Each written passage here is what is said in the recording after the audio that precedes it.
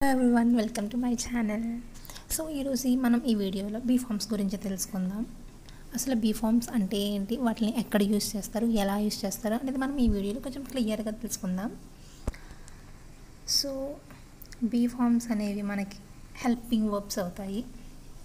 అంటే మనం వర్బ్ని మెయిన్గా 2 టైప్స్గా డివైడ్ చేయొచ్చు. ఒకటి మెయిన్ వర్బ్, సెకండ్ వచ్చేసి హెల్పింగ్ వర్బ్స్. నేను మెయిన్ వర్బ్స్ గురించి ఆల్రెడీ ఒక చిన్న షార్ట్ చేశాను, అది ఆల్రెడీ పెట్టాను. సో నేను మీకు ఆ లింక్ డిస్క్రిప్షన్లో ఇస్తాను, ఒకసారి చూడండి. సో ఈరోజు హెల్పింగ్ వర్బ్స్ గురించి తెలుసుకుందాం. మనం హెల్పింగ్ వర్బ్స్నే ఆక్సిలరీస్ అంటాం. సో మళ్ళీ హెల్పింగ్ వర్బ్స్ మనకి 2 టైప్స్ అనమాట. ఫస్ట్ వచ్చేసి primary helping verbs and second వచ్చేసి సెకండరీ హెల్పింగ్ వర్బ్స్. మనం ఈ ప్రైమరీ హెల్పింగ్ వర్బ్స్ని ప్రైమరీ ఆక్సిలరీస్ అంటాం. సెకండరీ హెల్పింగ్ వర్బ్స్ని మోడల్స్ లేదా మోడల్ ఆక్సిలరీస్ అంటాం. సో ప్రైమరీ హెల్పింగ్ వర్బ్స్ మళ్ళీ 3 టైప్స్ మనకి ఏంటి, be forms, do forms, have forms. ఇవి బీ ఫార్మ్స్ అన్నవి, డూ ఫార్మ్స్ అనేవి, హ్యావ్ ఫార్మ్స్ అనేవి మనకి ప్రైమరీ హెల్పింగ్ వర్బ్స్ అవుతాయి. వెర్బ్లో ప్రైమరీ హెల్పింగ్ వర్బ్స్ అవుతాయి అన్నమాట ఇవి. సో ఈరోజు మనం బీ ఫార్మ్స్ అంటే ఏంటి, డూ ఫార్మ్స్ అంటే ఏంటి కొంచెం క్లియర్గా తెలుసుకుందాం. సో బీ ఫార్మ్స్ అంటే చూడండి, yam, is, are, was, were, shall be, will be. ఇవి బీ ఫార్మ్స్ అనమాట, మనకున్న బీ ఫార్మ్స్. వీటిల్లో యామ్, ఈజ్, ఆర్ అనేవేమో ప్రజెంట్ బీ ఫార్మ్స్ అవుతాయి. వస్, వర్ అన్నవి పాస్ట్ బీ ఫార్మ్స్ అవుతాయి. షల్ బి, విల్ బి అన్నవి ఫ్యూచర్ బీ ఫార్మ్స్ అవుతాయి. అంటే మనము ఒక సెంటెన్స్ ఇస్తే ఆ సెంటెన్స్లో మనం ఈ బీ ఫార్మ్స్ని చూసి అది ఏ టెన్స్కి చెందుద్ది అని చెప్పచ్చు అనమాట. ఎలా, ఆర్ ఉంటే అది ప్రజెంట్ టెన్స్కి వెళ్తుంది, వస్ వర్ ఉంటే past tense, shall be, will be అంటే ఫ్యూచర్ టెన్స్. ఇవి బీ ఫార్మ్స్. అంటే ఈ బీ ఫార్మ్స్ పక్కన మనం ఖచ్చితంగా కూడా V4 యూస్ చేయాలి. అది ఏదవ్వనివ్వండి, ఖచ్చితంగా బీ ఫార్మ్స్ పక్కన V4 వస్తుంది. అంటే బీ ఫార్మ్స్ అనేవి మనకి కంటిన్యూస్ టెన్స్ని తెలుపుతాయి.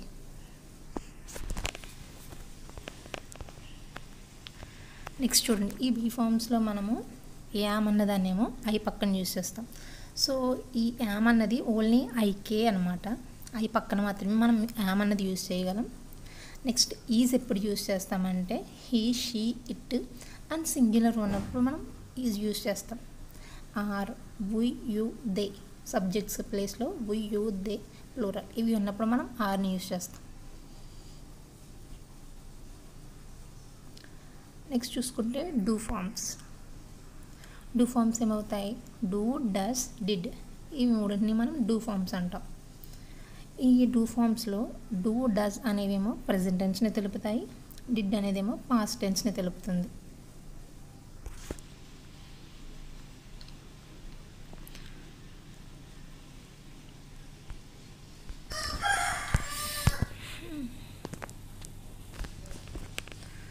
సో మనకి ఇవి డూ ఫార్మ్స్ అనమాట, డూ, డస్, డిడ్.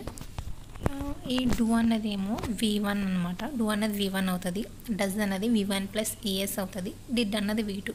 అంటే డూ, డస్ ఏమో ప్రజెంట్ టెన్స్లోకి వెళ్తాయి, డిడ్ అనేది పాస్ట్ టెన్స్కి వెళ్తుంది. సో కానీ మనం ఈ డూ ఫార్మ్స్ని వాటి పక్కన యూస్ చేయొచ్చా అంటే లేదు.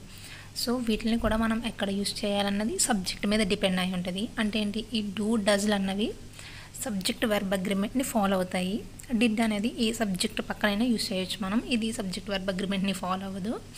సో డూ ఎక్కడ యూస్ చేయాలి, డస్ ఎక్కడ యూస్ చేయాలంటే I, we, you, they plural ఉన్నప్పుడేమో మనం డూ అనే హెల్పింగ్ వర్బ్ని యూస్ చేయొచ్చు. యాజ్ వెల్ యాజ్ వాటి పక్కన V1 వస్తుంది. And next he, she, it singular ఉన్నప్పుడు డస్ అనే హెల్పింగ్ వర్బ్ని యూస్ చేస్తాము. లేదా వీటి పక్కన రావాల్సిన మెయిన్ వర్బ్ ఏంటంటే V1 ప్లస్ SES, IES.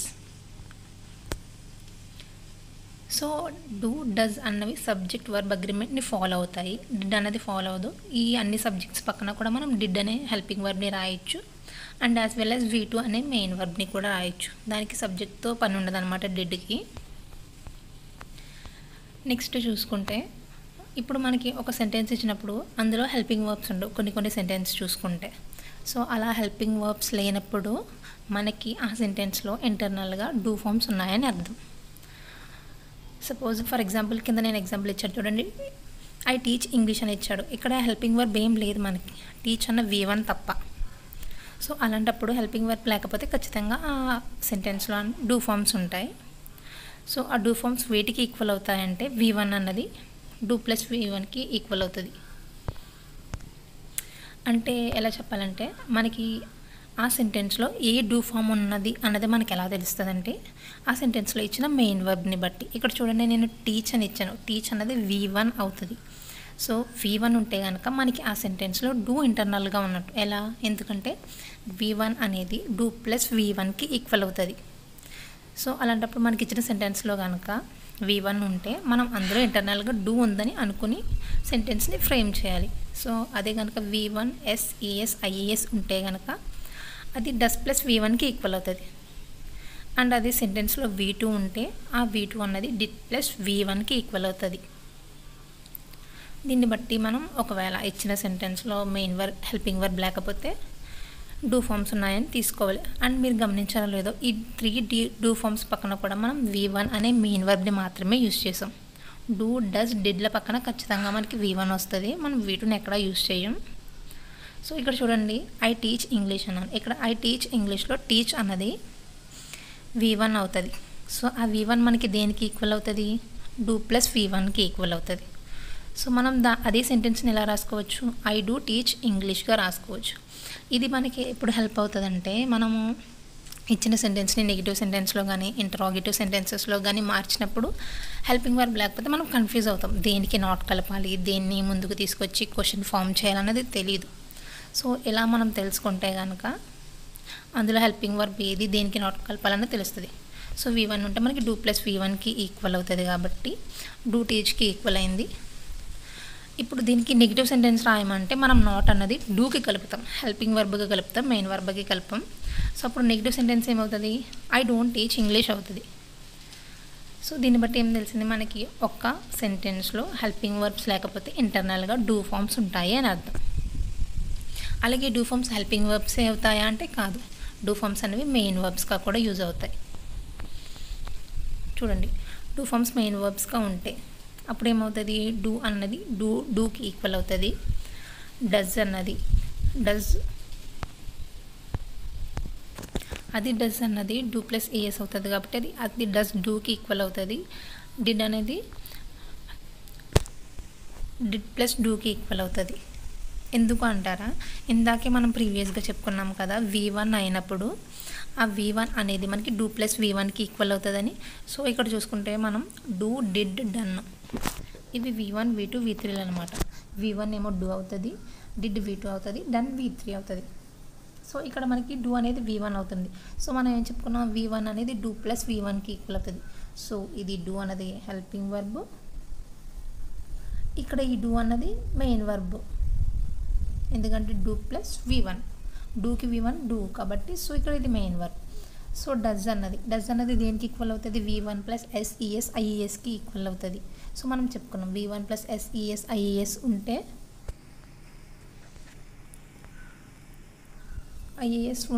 కనుక అది డస్ ప్లస్ V1కి ఈక్వల్ అవుతుంది అన్నది. అంటే డస్కి V1 ఏమవుతుంది? డూ అనమాట. So does plus does do. Next did అన్నది V2 అవుతుంది. డిడ్ అనేది V2 అయినప్పుడు V2 అనేది మనకి డిడ్ ప్లస్ V1కి ఈక్వల్ అవుతుంది. So did helping verb did లానే రాస్తాం. అండ్ V1 డిడ్కి V1 ఏమవుతుంది? డూ అవుతుంది. సో డిడ్ అనేది డిడ్ డూకి ఈక్వల్ అవుతుంది. నెక్స్ట్ ఎగ్జాంపుల్ చూసుకుంటే ఇంకో చూడండి, ఇక్కడ దే డూ హోంవర్క్ అని ఇచ్చారు. ఇక్కడ మనకి డూ తప్ప ఇంకా వేరే వర్బ్ ఏం కనిపించట్లేదు. సో ఈ డూ అన్నది హెల్పింగ్ వర్బ్ అవుతుందా, మెయిన్ వర్బ్ అవుతుంది అంటే ఖచ్చితంగా మెయిన్ వర్బ్ అవుతుంది, హెల్పింగ్ వర్బ్ అవ్వదు. సో అప్పుడు ఈ డూ అన్నది ఏమవుతుంది? మనకి V1 అవుతుంది డూ అన్నది. సో అప్పుడు మనం దీన్ని ఎలా రాసుకుంటాం? V1 అన్నది మనకి డూ ప్లస్ V1కి ఈక్వల్ కాబట్టి ఈ డూ ఈక్వల్స్ టు డూ అవుతుంది. సో అప్పుడు మనం ఏం రాస్తాం? దే డూ హోంవర్క్ అవుతుంది. అది దీనికి నెగిటివ్ సెంటెన్స్ రాయమంటే కనుక మనం ఫస్ట్ ఉన్న డూకి నాట్ కలుపుతాం. అంటే ఈ ఫస్ట్ ఉన్న డూ ఏమో హెల్పింగ్ వర్బ్, ఈ సెకండ్ ఉన్న డూ ఏమో మెయిన్ వర్బ్. సో మనం నెగిటివ్ సెంటెన్స్ రాయమంటే కనుక they do not do homework అని రాస్తాం. అది క్వశ్చన్ ఇంటరాగేటివ్ సెంటెన్స్ ఫ్రేమ్ చేయమంటే డూ హోంవర్క్ అవుతుంది. సో అట్లా అనమాట. అదే ఒకవేళ మనం సపోజ్ మనం పాస్ట్ టెన్స్లో చూసుకోవాలంటే ఐ డిడ్ హోంవర్క్ అని ఉంటుంది.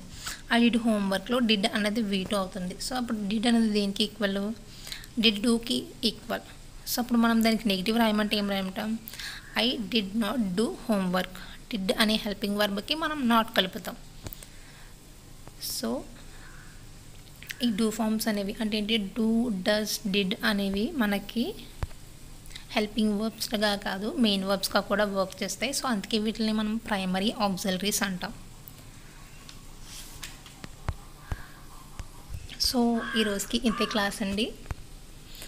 సో ఐ హోప్ మీకు అర్థమైంది అనుకుంటున్నాను. మనం బీ ఫార్మ్స్ని ఎక్కడ యూస్ చేస్తాం, డూ ఫార్మ్స్ని ఎక్కడ యూస్ చేస్తాం, ఏ బీ ఫార్మ్ ఉంటే అది ఏ టెన్స్కి చెందుతుంది, దాని ద్వారా మనం సెంటెన్స్ని ఎలా చేంజ్ చేయాలన్నది తెలిసిందే అని అనుకుంటున్నాను. So this is all about do forms and be forms. అలాగే మీకు ఫర్దర్గా ఇంకా నా ఎక్స్ప్లెనేషన్ నచ్చితే ఇంకా నేను వీడియోస్ చేయాలంటే ప్లీజ్ నా వీడియోని లైక్ చేసి షేర్ చేసి కామెంట్ చేయండి. అండ్ అలాగే నా ఛానల్ని సబ్స్క్రైబ్ చేసుకోండి. ప్లీజ్ లైక్ చేసి షేర్ చేయండి. Thank you.